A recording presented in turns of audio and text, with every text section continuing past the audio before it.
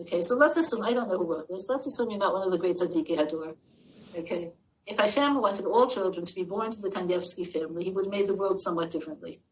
Okay, he gave your child to you, that means you're the perfect person to raise your child. You'll understand your child like nobody else will. You're the perfect mother. Now, in terms of making children want to accept religiosity, the basic rule, the chlal, is if a child believes you're on his team, he'll listen to you.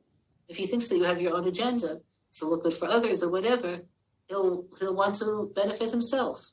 This is human nature. So that's one thing. And the other thing is sometimes the cliches are true. If the mother is happy, the children will be happy. If you're happy with the mitzvahs, they'll be happy with the mitzvahs.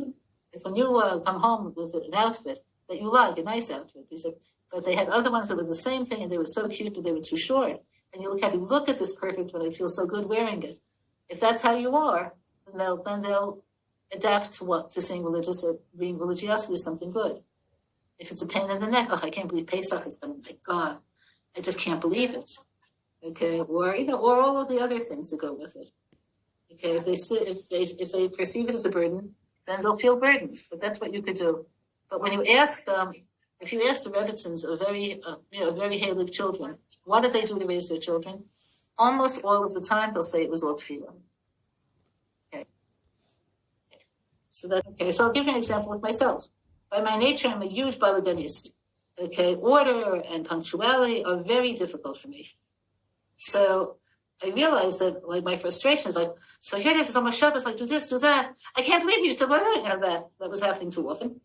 So I actually realized this, and I read Chaya Levine's wonderful book, I think it's called It's About Time, and a book written by, it's called Akeret Habayit. Okay, and it changed my life. How did it change my life? I committed that I will see that in the best organized way I can, I'll begin Shabbos, if I have to, on Motzei Shabbos. Okay, so they have Friday completely free. I did that for years. So Friday was the day that I took them to the zoo, and Friday was the day we had time for trips, and Friday was So when you come home to a set table and happy children, then Shabbos feels good. But not everybody is a balaganistic the way I am. You have to figure your own places of challenge, and then try to fix them so that you can be happy doing what you're doing, not feel guilty. The enemy of feeling happy as a mother and a wife is guilt.